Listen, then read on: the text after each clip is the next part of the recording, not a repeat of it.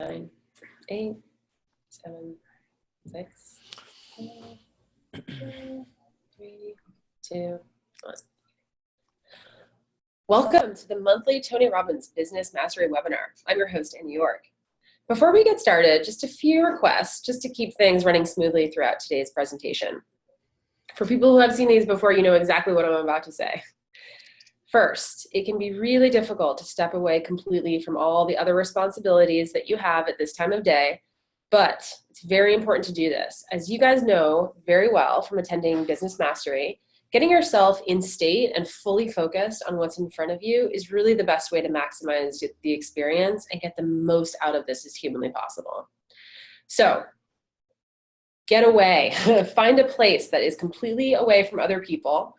Turn off or put your phone into do not disturb mode, and be sure to use the full screen feature on the webinar so it takes over your whole screen so that you're not distracted by incoming emails or notifications or anything. Another request is just to please mute your audio. We want to make sure that everyone here can listen fully to our speaker and not miss a single thing. A lot of you guys might be already familiar with Zoom and some of the features that it has, but just in case, take a quick look at the bottom of your screen. You'll see some of the features that you can use during this webinar. So you'll see a little box right next to where it says participants, and it says Q&A. As you're listening to our presenter today, if he says something that piques your interest and you want to ask a question for him to answer at the end of this presentation, just type it into that box. We have our producer who is taking a look at all of the Q&As and going through them and filtering them, and we will select some of the best questions and we'll present them to our speaker at the very, very end.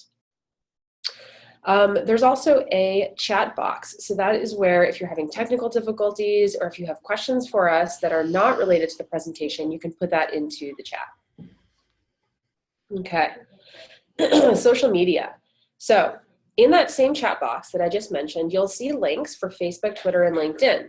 If you go there, you can immediately join the conversation that's going on those channels, or you can share this webinar with your friends, your family, and your colleagues. So, before we get started, I want to remind you guys about something that Tony says at Business Mastery that you probably remember. Think back to day one when he asks the crowd, he says, how many of you started a business so that you could have more free time? Right? Oh, I'm going to be an entrepreneur. I'm going to free up my time. I'm going to have all the time in the world. I'm going to have so much freedom. A lot of you raise your hands. So for a lot of people, that is one of the driving forces that they have for starting their own business. They want to, have that sense of freedom. But then Tony looks around the room and he says, yeah, how's that working out for you? Because the truth is, having your own business is like having another kid. And in some cases, it's like having multiple children. It's a full-time responsibility. It requires a lot of your personal time. And as Tony also says, time is one of the most valuable assets in the world. So in order to move from being a business operator, so somebody, if you guys remember owner-operator, somebody who has to be there in order for their business to run. So your in-person time is essential to move your business forward. To being a business owner in the true sense of the word, where you don't have to actively manage your business. You can go on vacation and not panic that the whole thing is going to fall down around you. In order to do that, you have to think about new ways of generating revenue that do not require your own time. So this is a very common issue. A lot of business owners have this issue. And that's why we invited John Corcoran to come speak to you today.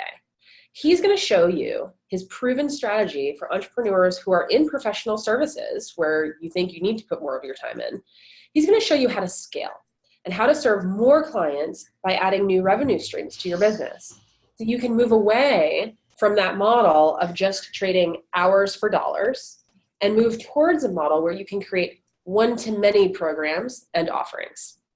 So I'm going to give you guys a little bit of background about John. He has a very interesting bio. When he was 23, John landed a job as a writer in the Clinton White House. So he didn't go to an Ivy League school. He didn't come from a family of wealthy donors. He had no insider connections that got him that job. I know, crazy, right? How does that happen? He got that job because he's just good at developing relationships with the right people. He's really good at getting to know VIPs and other successful leaders. But he wasn't always this good. In fact, he was pretty clueless about social cues when he was younger. He used to come home from school in junior high and play video games. In his own words, he says it was pretty pathetic. Then his father got laid off, though. In fact, his dad got laid off 3 separate times when he was growing up. So each time he went from living a comfortable life to barely making ends meet. He desperately wanted to call someone up and say, give me a job. But he couldn't because he just didn't have those relationships. That defining moment, those experiences, taught him the importance of building and nurturing relationships with VIPs, top performers, and other influential people who don't just know you, but who like you and who want to help you succeed. So please help me welcome John Corcoran. Awesome, Anna. Thank you so much. Thank you, Kelsey, Hollis, all the rest of the team, Robbins, and thank you everyone who's here, who's attending. I'm super excited about this. I'm going to switch on over to my slides, turn off my video for the time being while we do this. So this is 10 clients in 30 days, how to get 10 new clients fast, even if you think that you can't. And we're going to have some fun with this. I like to move through slides really quickly. Those of you who have been on my webinars before, the last one that we did, I guess about a year ago now, you know that I like to move through it quickly. So if you have any questions, I will gladly grab those or handle those at the end. So quick audio check. Hopefully you can hear me right now. If not, then there's no real point in me pointing it out. But I guess if you have any problems with audio, it's probably on your end. It could be the browser problem. Google Chrome browser is generally the best. Try closing the browser and reopening it again. This is going to be about a 45-minute presentation, so I'm going to run through it really quickly here. And we mentioned earlier, you can grab a free workbook action guide where you can fill in your answers. Go to rise25.com/Tony if you want to download that right now, so you can just write in your notes. So who this is for? Well, first of all, I want to be really clear on who this is for, who it's not for. This is for you if you want to move away from trading hours for dollars, if you want to create multiple streams of income, diversify your revenue. If you are a business owner and you want to scale up, you want to add new revenue streams like products, services, programs to your business. This can be especially helpful if you come from a background in professional services. So if you are a consultant, a coach, a writer, speaker, a lawyer like me, or a freelancer, or a financial advisor, that sort of thing, you want to have a bigger impact. And if you'd like to have more time doing what you want to do, less time strapped in your business, this is going to be helpful for you. So what are we going to talk about? My promise to you is we're going to share a very simple system for adding 10 new clients in 30 days using a scalable one-to-many program. We're going to share some specific examples of how you can put these strategies into practice.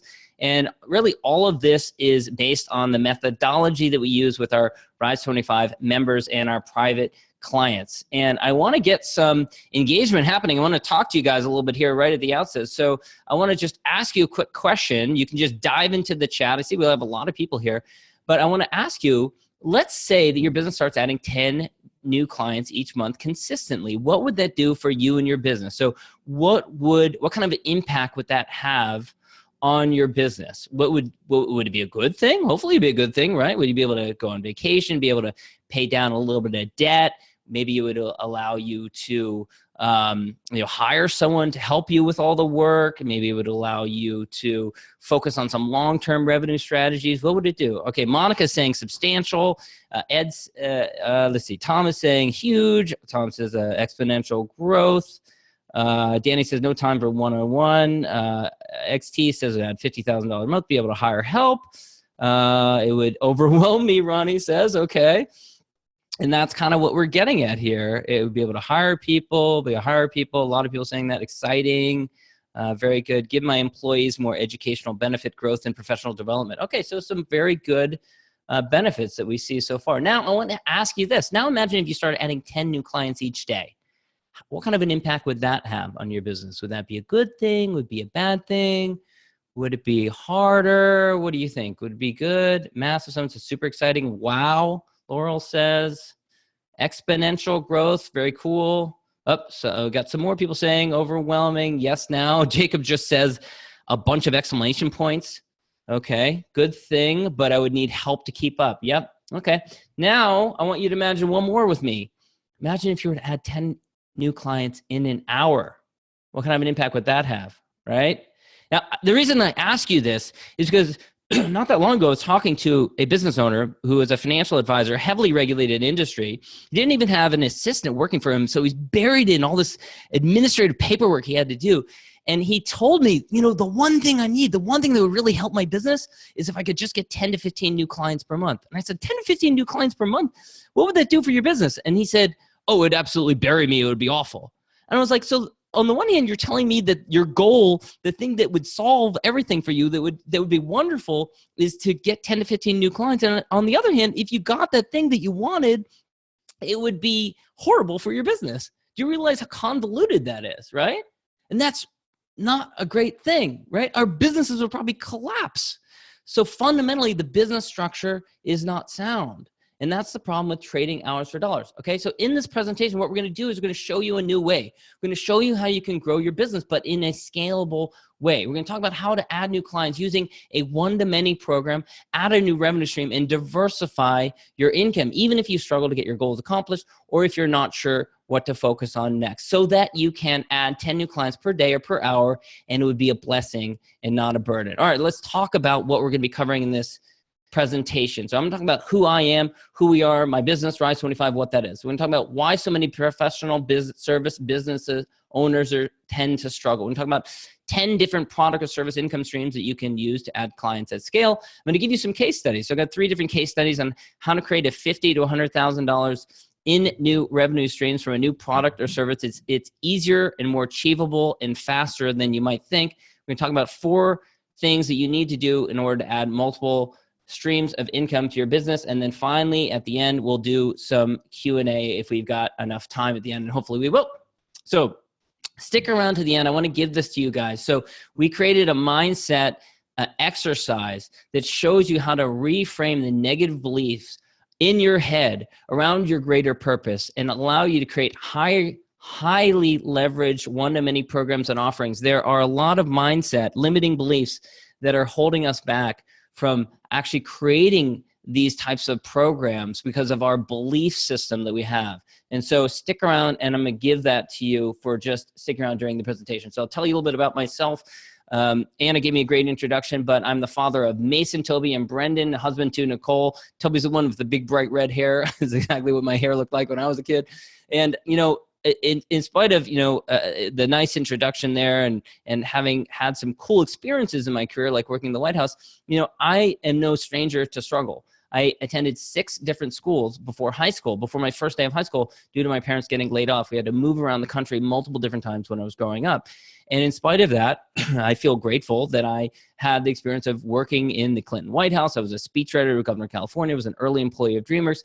I've been an attorney, run my own small boutique law firm in the San Francisco Bay Area, working with hundreds of clients from small startups to multi-million-dollar enterprises. Today, I run Rise25 LLC with my co-founder, Dr. Jeremy Rice, who, similar to me, he's a chiropractor, and he realized the same problem as I did when he got started, is that he wanted to diversify his revenue streams. He didn't want to be strapped to his business at all times. He didn't want to have to be dependent on new clients, getting new clients every month after month. And so what we do now, our mission, our larger mission, is serving professional service business owners who want to make the shift from one-on-one client work to one-to-many programs and offerings. And we serve consultants, coaches, writers, speakers, anyone who is client serving. And I titled this "The Ugly Truth About Trading Hours for Dollars" because I realized quickly after I started my business, and maybe many of you did as well, that how flawed the business was. And I saw lawyers 20 years ahead of me who were miserable, always chasing new clients. And I wanted to diversify my revenue sources, but I didn't want to scale up a stressful, low-margin business with high overhead. In many ways, practicing law or a client service business is similar to that kid mowing a lawn, right? Because there's only so many lawns you can mow. There's only so much you can charge per hour.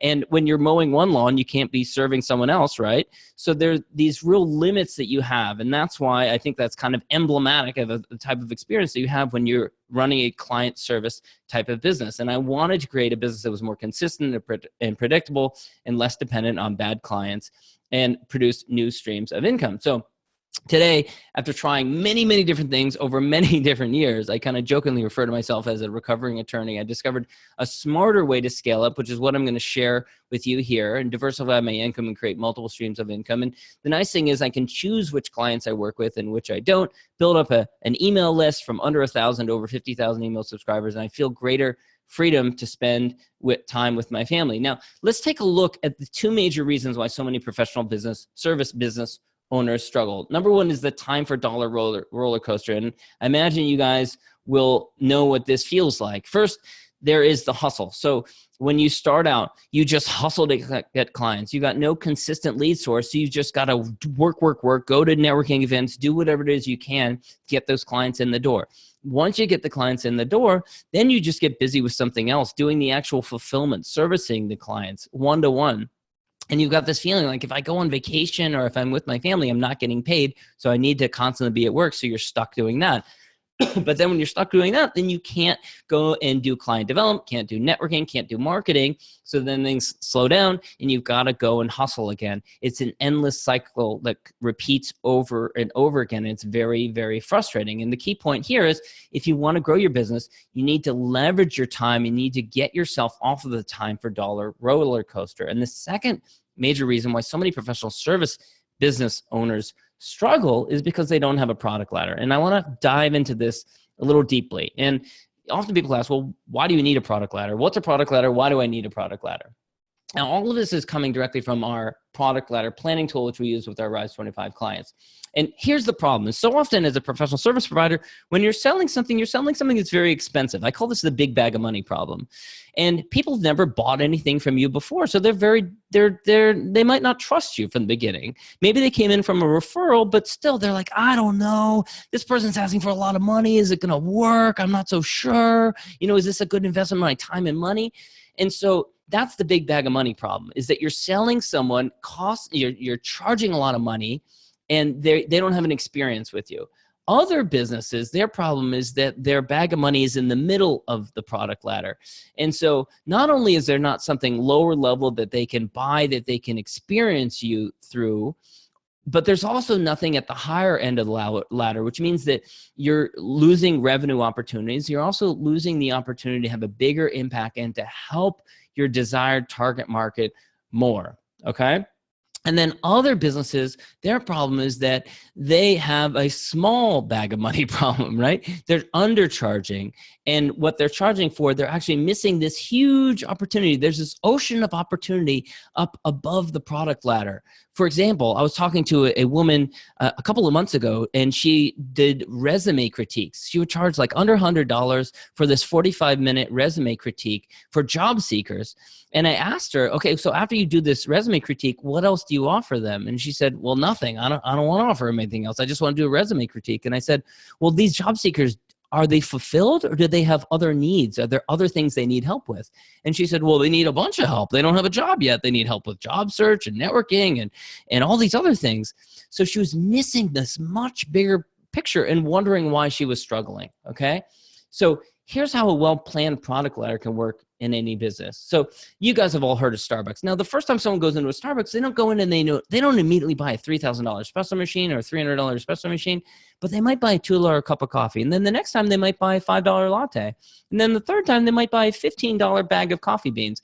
They stair-step their way up and they get more and more comfortable. As they build trust, then eventually they get to the level where they're willing to spend even more money on something that they know is going to work based on their past experience. Now, there are other industries that are the same way. You take the music industry. This is something similar. The first time someone experiences a band, they don't immediately go and get front row tickets, but they might start by listening to a song for free on the radio. Then they might buy one song by buying it on iTunes, and then they might buy a whole album, and then they might get tickets to the concert, and eventually they work their way up the product ladder, and they're willing to invest more money because they know that they've had a track record of getting good results from other products at lower level on the product ladder. So the question then becomes, well, how do you implement a product ladder in a service-based business? A lot of people struggle with this when they have a service-based business. I'm going to get to that, but first what I want to do is I want to explain what we call the evolution scaling up spectrum. So this is the evolution of the professional service entrepreneur. You guys have seen the general evolutionary scale here from crawling to walking to standing upright. Now, when you start in business, oftentimes people start with the easiest, which is the far left. It's a done-for-you service-based business. I call this the easiest kind of business to get into and the hardest kind of business to get out of. And the problem with it requires a high amount of active customization. And generally, just like the kid mowing the lawn, you can only serve one client at a time. So it's not scalable. You can't serve many at a time. This is why people feel so frustrated and they have such little time available. Now, there are plenty of businesses that are actually successful in this realm. You think of like consultants, lawyers, CPAs, contractors, marketing consultant, that kind of thing. There are big businesses that are successful, like Accenture, McKinsey, law firms, architecture firms. The problem is they tend to be very low margin, and so they're at risk. And when the economy collapsed about 10 years ago, a lot of these firms were the first types of businesses that went under because their margins were so slim.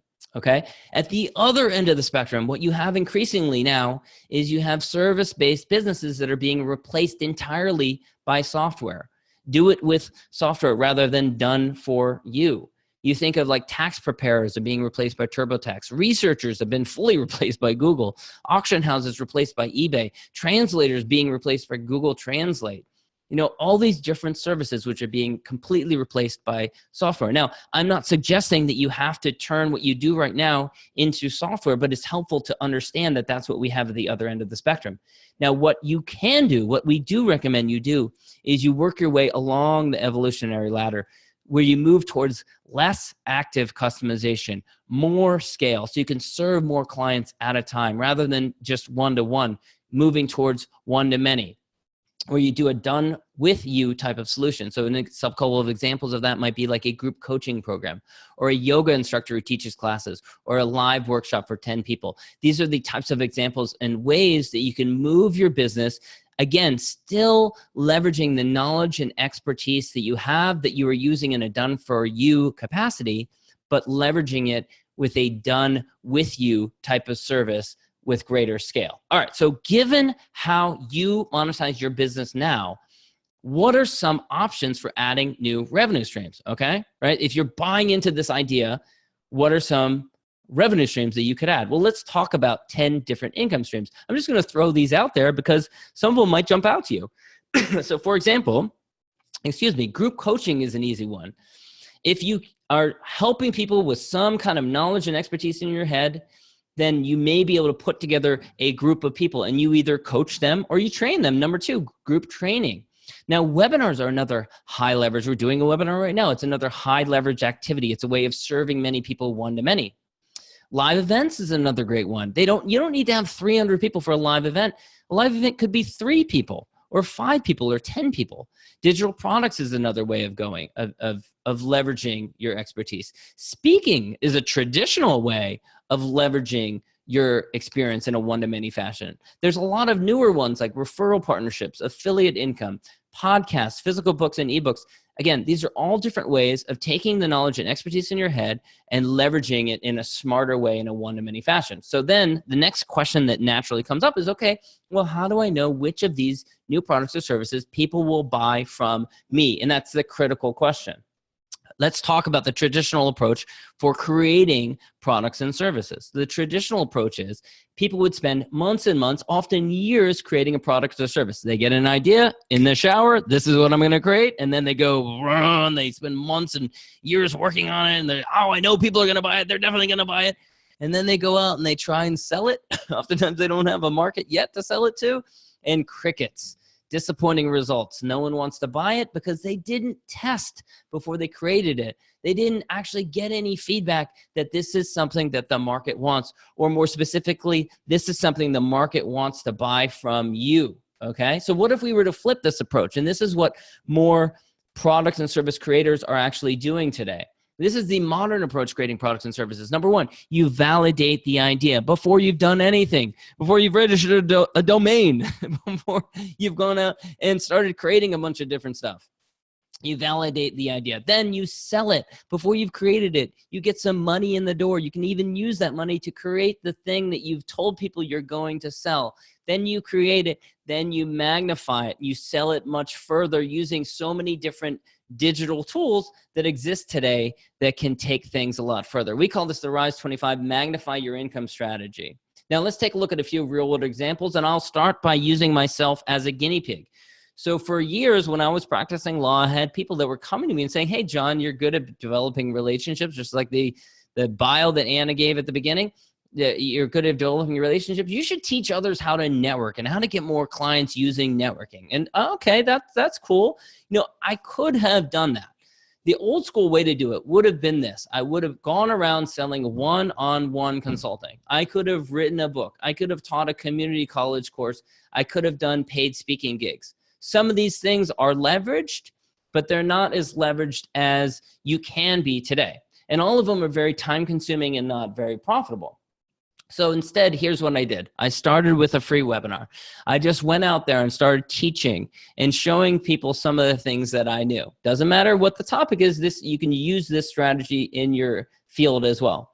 From there, I went and created a pilot course. I got a handful of people to enroll in it and come and learn from me, and I taught it live, and I gathered feedback. That's a critical step.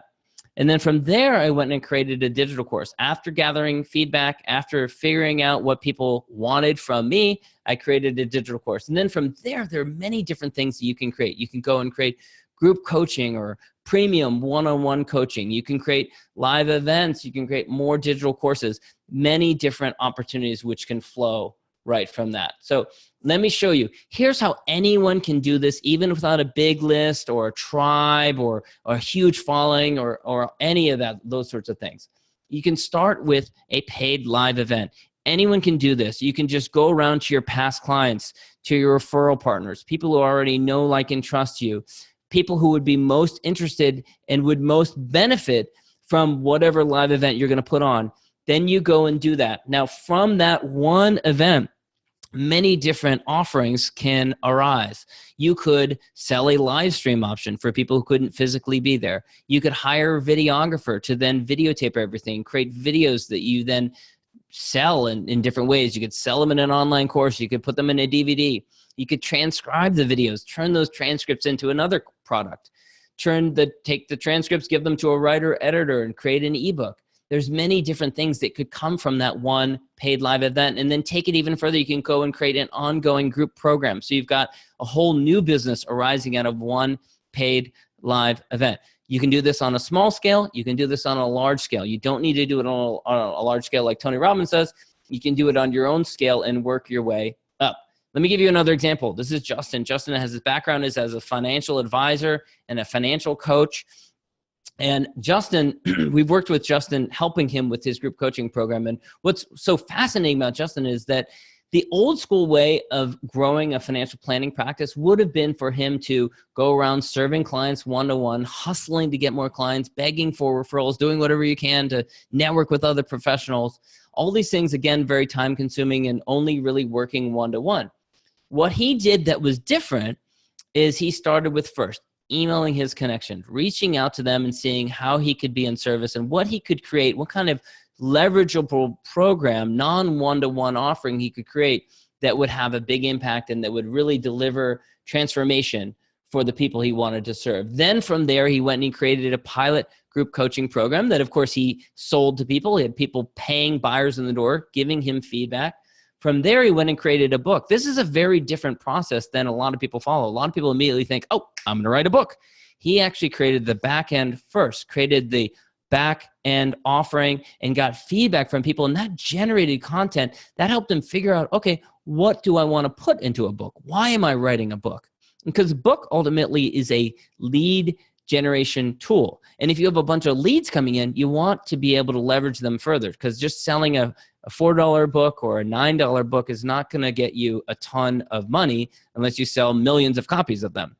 And then from the book, many different opportunities came even further. He had media interviews, got on major networks. He had high dollar one-on-one work. You've got more group coaching clients that might come in the door. You've got more digital courses that might come as well. All these different opportunities, again, coming from that. Let me give you another example. This is Jeff. Jeff, again, another background in finances. He's a financial advisor. He decided to create an online course. Why? Because he wanted to diversify his revenue sources. He wanted to be less dependent on financial practice clients. He wanted more time with his family by leveraging his time. And he'd also had a lot of success in creating, using blogging and podcasting in order to get new financial planning clients in the door. And he had a lot of other financial advisors who were coming to him and asking him about how he did it. And so he figured, well, I will show you how I did that. So I helped Jeff to go, and the barrier for him was just taking all his different ideas. He knew how to do these things, but putting them into a framework. So we sat down, we created a framework, we organized them in a logical, sequential fashion. And once he did that, then he could see exactly what his view of the world regarding this one topic would look like. And so he went and created an online course from that. He ended up selling over $100,000 in 12 months following creating that online course. He has plans now to take that framework and turn it into a live event. This is one of the things that I love, is that you can take your framework and you can turn it into many other different things. It doesn't need to be one thing like a live event. It doesn't need to be one thing like an online course or an ebook or anything like that. It can be many different things. And he's also been profiled on a TLC reality TV show that is going to be airing in a few months. Here's another example. So Lori is a coach. And what I love about Lori is when she came to us, she was frustrated because she'd done one-on-one coaching for years, and she wanted to have a bigger impact. She wanted to do something more. She wanted to create something one-to-many, but she didn't know how to do it. And she didn't know how to break through. And wanted to create her first group program. She wanted to be less dependent on the one-to-one clients and also diversify her revenue sources so she wasn't always dependent on the new one-to-one clients coming in. And her goal was create a one group program and one live event. So what did she do? It doesn't take a lot of tools or technology or any of that kind of stuff. She got on the phone with her clients. This is what really is the critical first step, is just talking to your past clients, talking to your existing clients, and figuring out, how could I help? Where, in what way am I not serving you that I could serve you in some deeper fashion? And she also, another critical step for her was reframing the belief that one-to-many would be inferior. Yeah, she had this assumption that in some ways, if I'm not doing one-to-one with people, that it's not going to be delivering the same experience. And once she reframed that, once she realized that there was huge power in creating a community, that you can actually create something one-to-many that is much better than any one-to-one service that you could provide. And she used her assets. We all have assets. You don't even realize how great our assets are. Past clients, readers of her books, people she knew through local networking groups. She reached out and she really thought about, how could I serve these people? And she said to them, look, I want you to be part of this program. I want you to be in it. And they were touched by that. And she had them join her program. And so this is amazing. So you guys will experience this as well if you do the same thing. You gather feedback. She talked to sequential people. Look at the underline. The third person yesterday doubled the price of the program over the first two conversations and then told me why it should be this price. Wouldn't you love to have that from more clients? People telling you, you need to double the price. It needs to be a lot more expensive. And so after putting in all this effort, it was really gratifying to see that she had really untapped resources. She had demand, her existing and past clients who wanted to work with her. And there was doubt, definitely plenty of doubt that she could create it, but she ended up creating her own group program. Her goal was to have 6 in the program. She ended up getting twice as many. The funny little aside is, at the same time she was creating this, she was also thinking about creating a live event. She ended up at the same time creating a live event because she developed so much interest from just having these conversations with her past clients and existing clients that she ended up bringing some people together and doing a live event one weekend. And so many people wanted to come to that, she actually created a second live event at the same time. So it's kind of one of those, when it rains, it pours types of situation. So, all right, what is the secret to creating a one-to-many offering that is wildly successful, is the natural question that we ask. Well, there's this great quote from Seth Godin. He said, while you and I have been running down dead ends and wasting our efforts, scientists have been busy trying to figure out what actually works, and now they know. Small steps works, consistent effort works, group support works. That's it, 3 things. I love that. Small steps works, consistent effort works, group support works. That's it, 3 things. So let's talk about that. I'm a big believer in micro commitments. You set small little deadlines. I've been working with an accountability partner for about 5 years now, and I find when you set a goal too large, you're not going to do it. When you set it small, you're much more likely to achieve it and go much further. So you want to set small incremental steps, micro commitments, give yourself a specific deadline, give you something that's measurable. That's a big point. Second, consistent efforts. You want to create a chain of effort in your own control. Okay, so a classic example I give is like setting a goal of I want to be on 20 podcasts as a guest is not in your control. I want to send 20 email outreach emails to 20 podcast hosts suggesting I be a guest on their podcast. That is in your control. You also want to build regular check-ins into your schedule to ensure that you have consistent effort. A lot of software can help you with that now and with other groups. And then third, group support. So you want to get feedback from the right people. You want to surround yourself. This is critical. Surround yourself with others who believe in what you're doing and who are going to support you. And when you get feedback, you want to get a structured format so you don't waste a bunch of time. And you want to turn any jumble of ideas that you have into specific action steps, okay? Don't just take inspiration for the sake of inspiration, but turn it into specific action steps. All right, so you're probably wondering, will this work for me? Great, natural question. You can do all of this if you do these 4 things, okay? Very simple, very straightforward. Number 1, start small. Don't get caught up over, I want to create a massive, this is marketing 101 online course. It's going to be 3,000 videos, all this kind of stuff.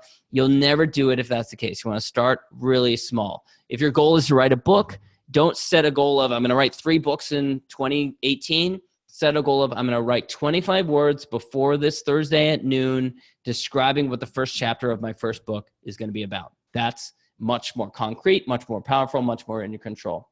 Number 2, listen to the market. Go out and have conversations. Have a dialogue. Talk to your people who are in your market, your past clients, your existing clients, referral partners, people you think you would be perfect for any kind of one-to-many offering that you would create, and talk to them, get feedback from them, and figure out what you could create, because chances are there's low-hanging fruit out there. There's something that you could be creating right now that would be generating revenue in your business.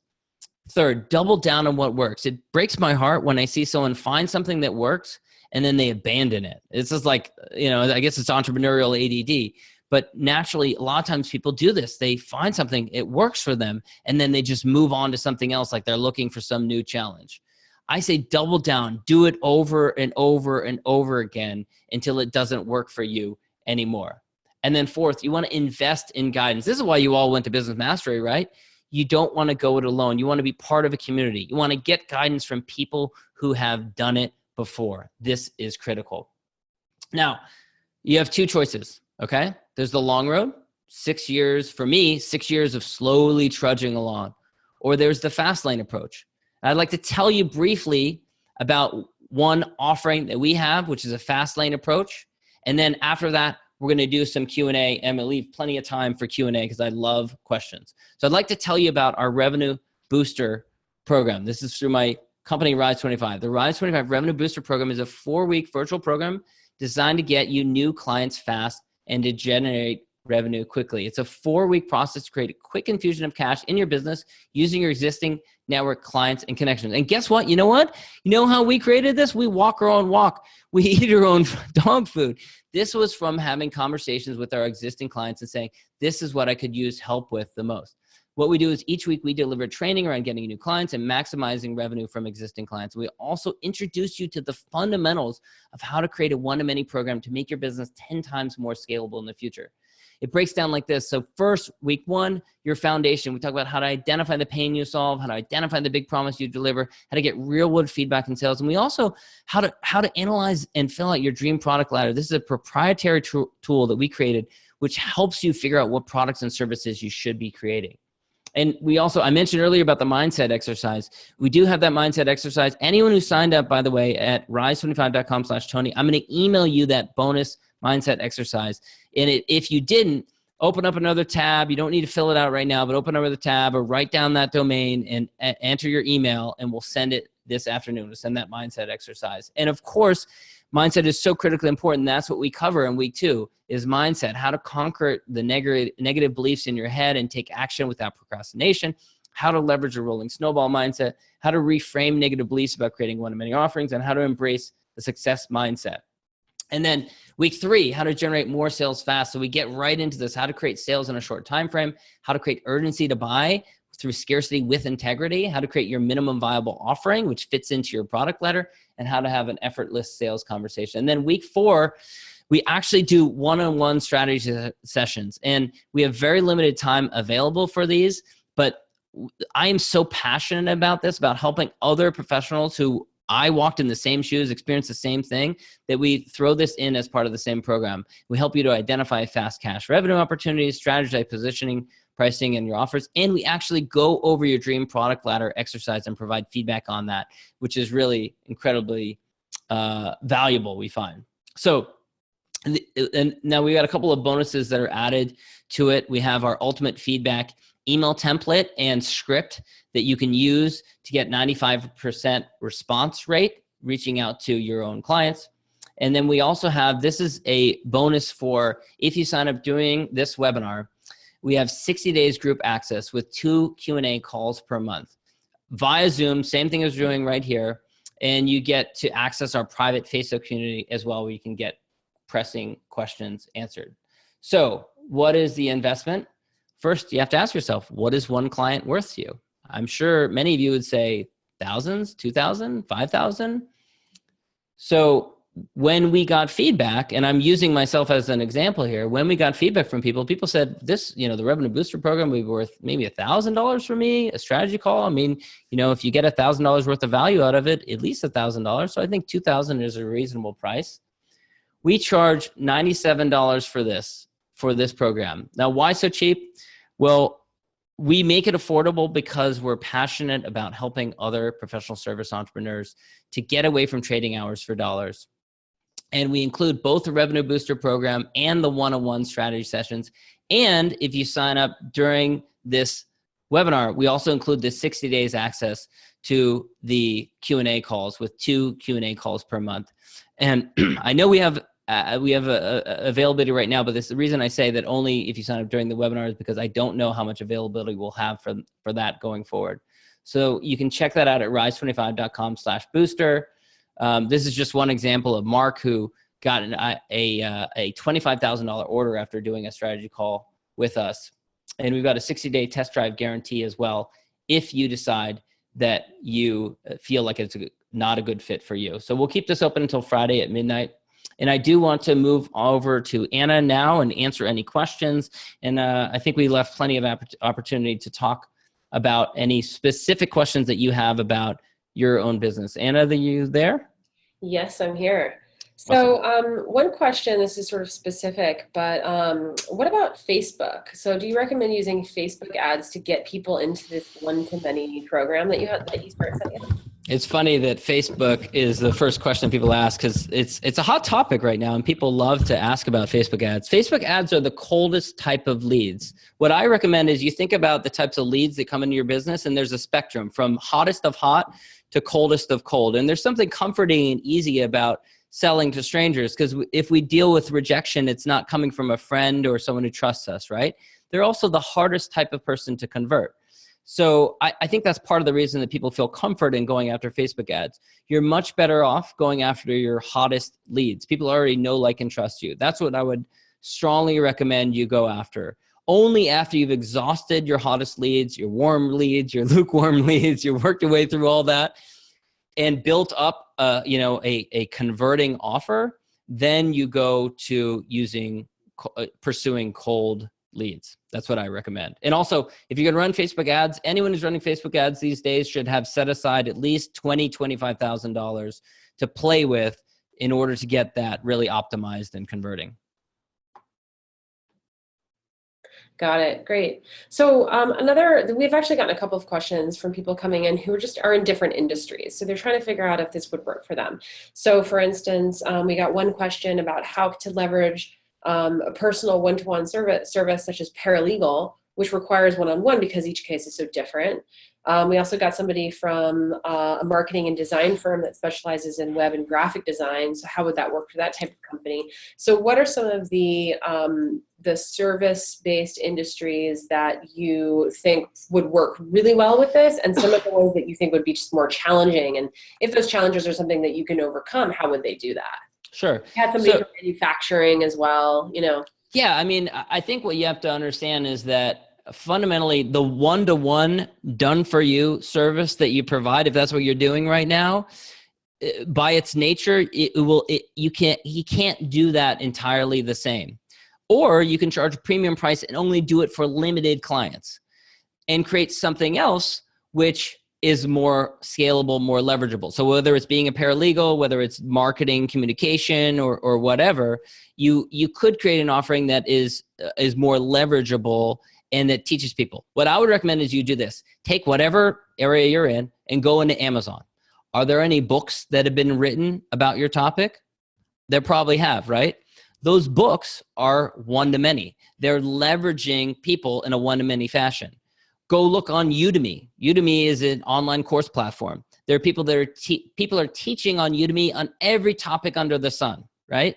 So there are probably people that are teaching others about marketing communication. They're teaching others about paralegal best legal research practices. They're teaching others about, financial services. I come from a legal profession. I couldn't continue to do everything exactly the same as I had as a lawyer. My business partner, who's a chiropractor, he couldn't continue, giving everyone adjustments to their back. But, you can find ways where you can leverage the knowledge and expertise in your head in a more scalable way. Hopefully that answers that. Got it. Great. What about, on the subject of qualifying potential clients, right? So that you're not wasting your time.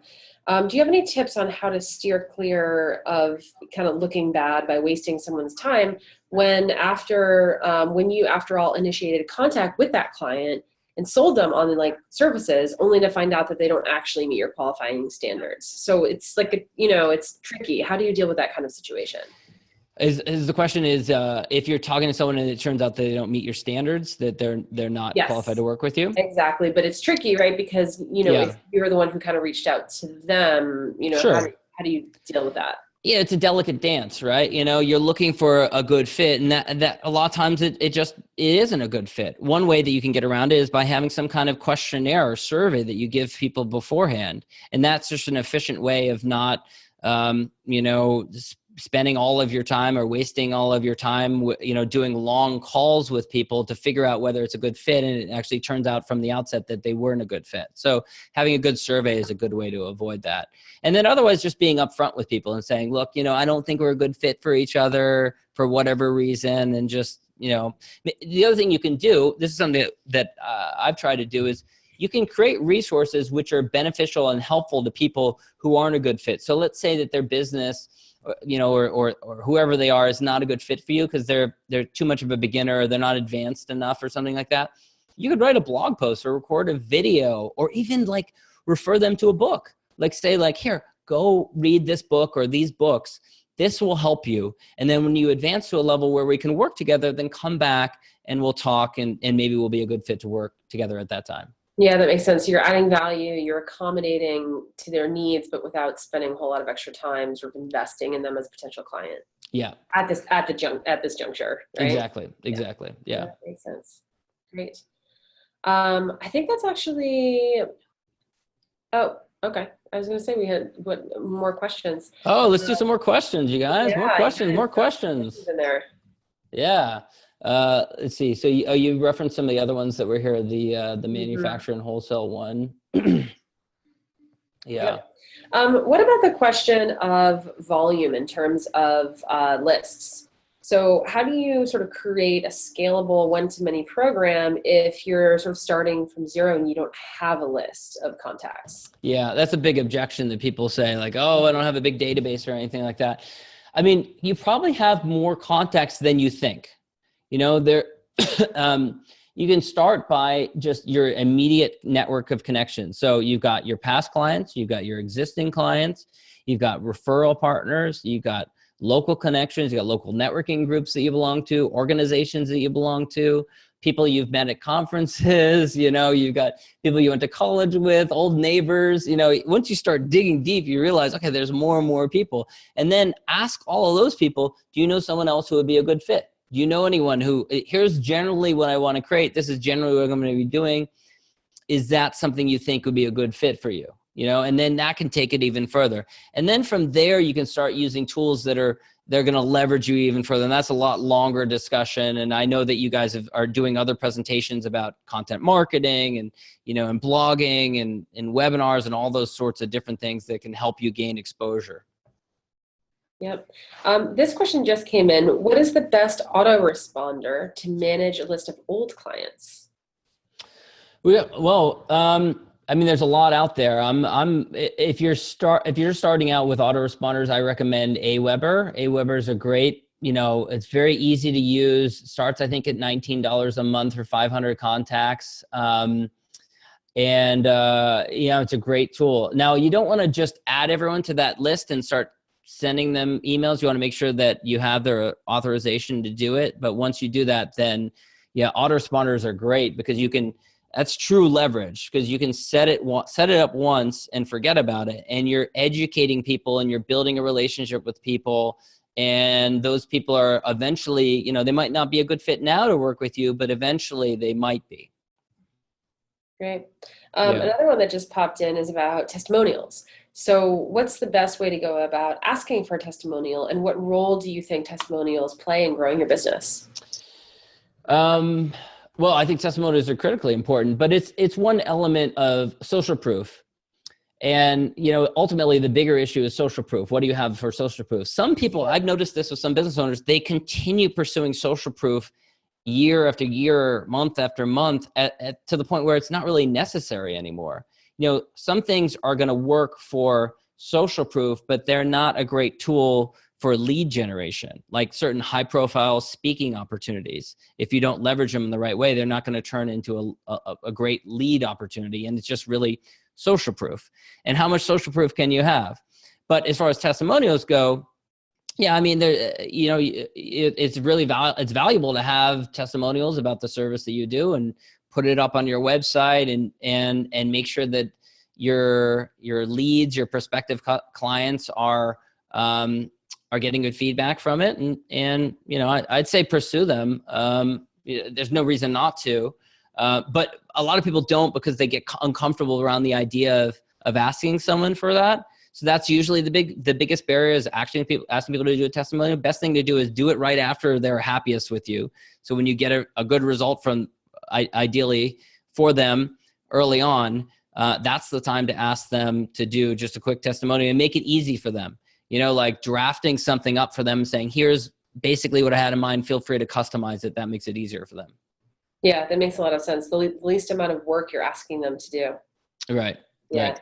Now, I find also if you don't have to make assumptions about what specifically it was that they liked about your service, but if you can get sort of a general idea, like bullet points. Most people don't want to draft, complete sentences, but if you can just get the main idea and draft it for them, it's great, because it's their ideas and so they have a sense of ownership over it, but you're the one who's kind of putting in the work and refining it.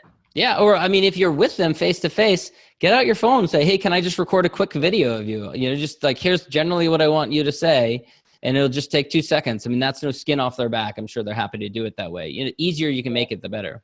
Yeah. No, that's great. Some interesting other questions popping in here. Yeah, I'm just taking a quick look. I know someone was asking for you to talk a little bit more about how to magnify in step 4. That might be interesting to do. Yeah, I mean, that's a whole longer discussion, but the first most critical step is creating something that's worth magnifying. And when you're 100% done for you, one-to-one client base, you can't magnify it, because if you magnify it, then it's going to be the collapsing building that we showed earlier. My business partner calls this the Oprah problem. Like, what if Oprah were to go out there, Tony Robbins for that matter, and tell everyone from rooftops, go buy this person's business, go support this person's business? Would you be able to deal with that flood of inquiries, or would your business just collapse under it? And so it's about creating first the offering that is scalable, and then magnifying. There's a lot of different ways you can magnify it. Facebook ads were mentioned earlier. I wouldn't recommend them right off the bat.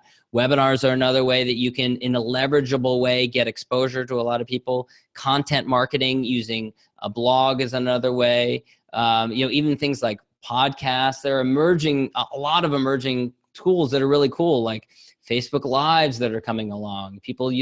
I know people who've built 7-figure businesses on the back of Instagram.